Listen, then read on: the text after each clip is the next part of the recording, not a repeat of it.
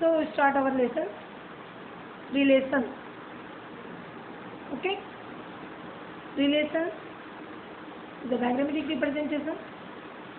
Okay. Then we started our chapters are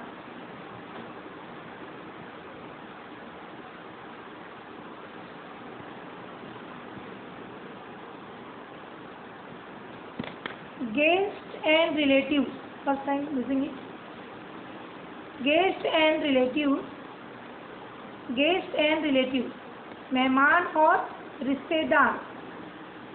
मेहमान और रिश्तेदार came from all over. Came means कम का second form came होता है. Came means आए. ठीक है.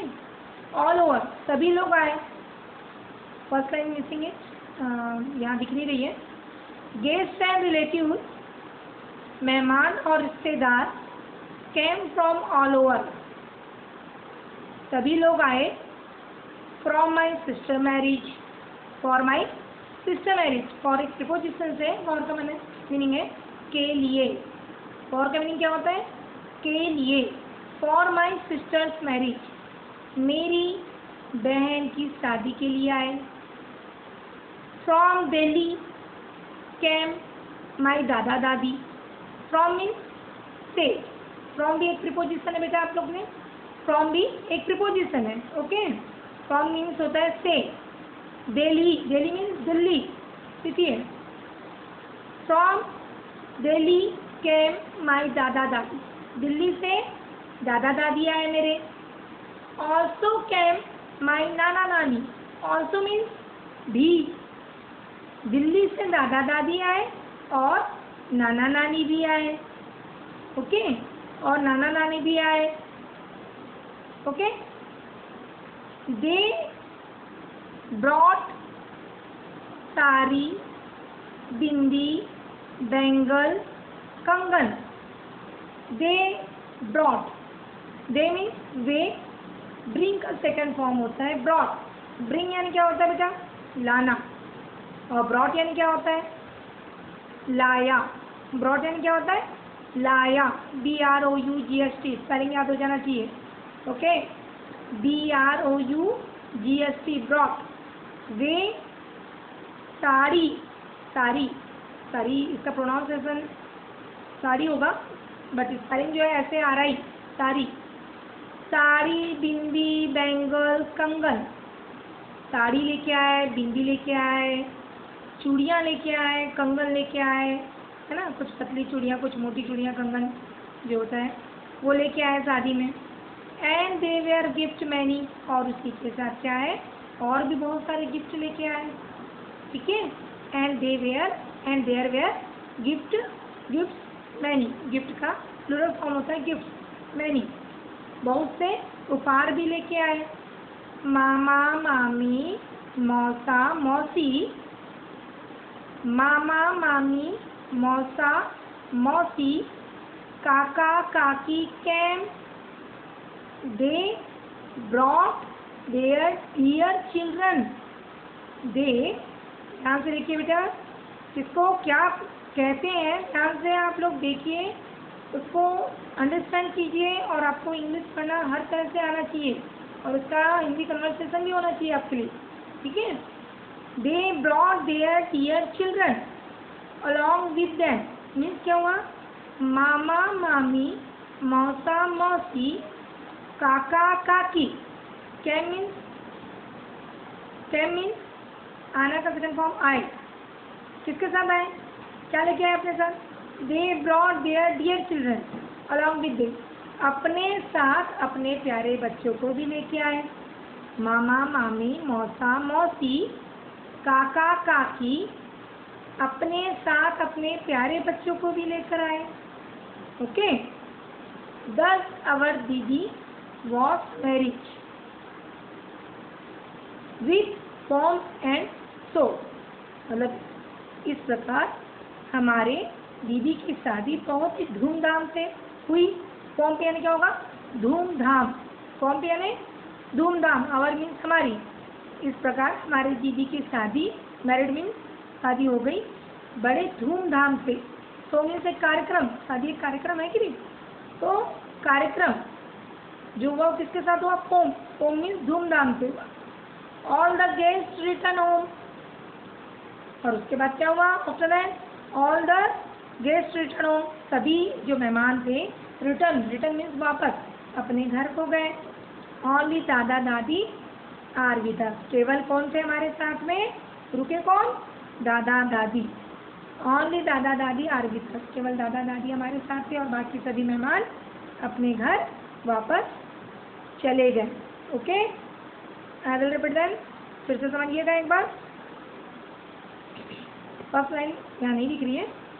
गेस्ट एंड रिलेटिव, मेहमान और रिश्तेदार, केम फ्रॉम ऑल ओवर, सभी लोग आए। फॉर माई सिस्टर मैरिज, मेरी बहन की शादी के लिए। दिल्ली से दादा दादी और नाना नानी भी आए।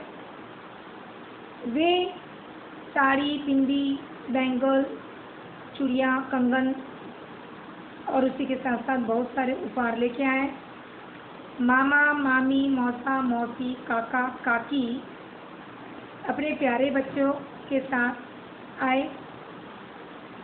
दे 10 आवर दीदी वॉज मैरिड, इस प्रकार से हमारी दीदी की शादी जो है विथ पॉम्प एंड शो, बड़े धूमधाम से हुई, धूमधाम से संपन्न हुई। All the guest return home, और सभी गेस्ट क्या हुए, वापस अपने घर को गए।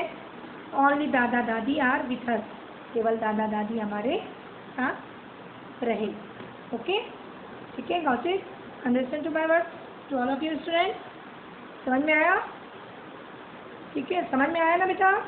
एक बार और अच्छे से आप लोग इसको रिमाइंड कीजिए, अच्छे से याद कीजिए, ठीक है। After that I will given to your homework, so out to the slide. First is the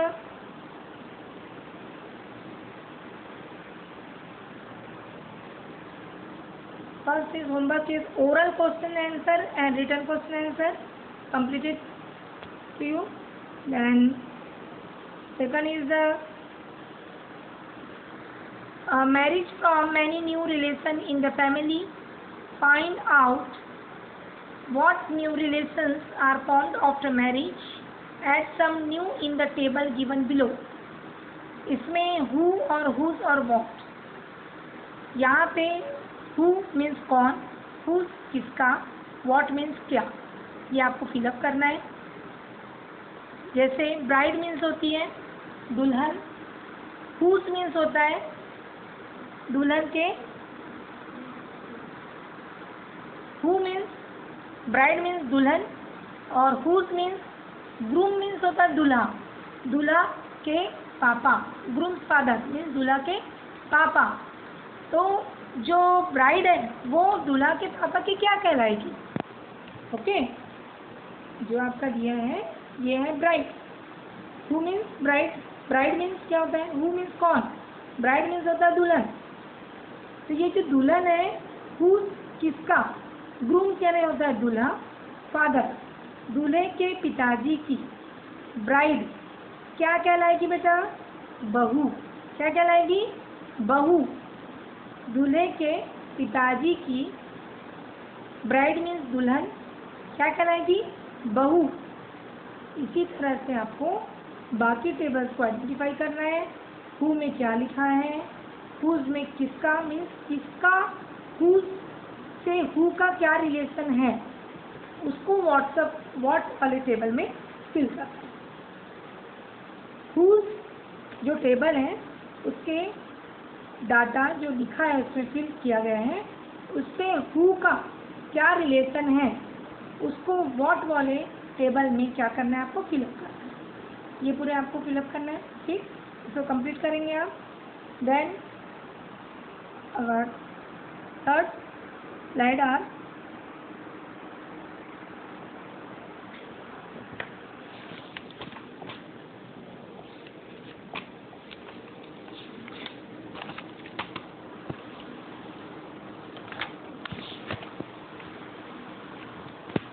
first line missing it.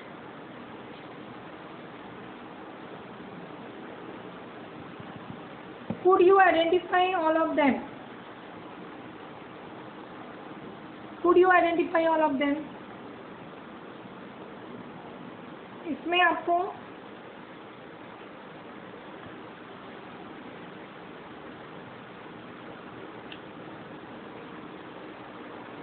name the relative you could identify, name the relative you could not identify. Who were they? Who could you not identify them? सारे relation बताने हैं इसमें आपको. Could you identify all of them? जो भी आपके relation है उस सारे रिलेशन को आपको आइडेंटिफाई करना है. ठीक है, आप कौन कौन से रिलेशन को जानते हैं उसको आपको नोट डाउन करना है जो इस चैप्टर में दिए गए हैं. कौन कौन से रिलेशन है इसको आइडेंटिफाई किए हैं इस चैप्टर के अंतर्गत, उस रिलेशन को आपको यहाँ पे नोट डाउन करना है. Then second is the name the relative you could identify. Relative के नेम को आइडेंटिफाई करेंगे इसमें आप, रिश्तेदारों के नामों को. Then third is the name the relative you could not identify.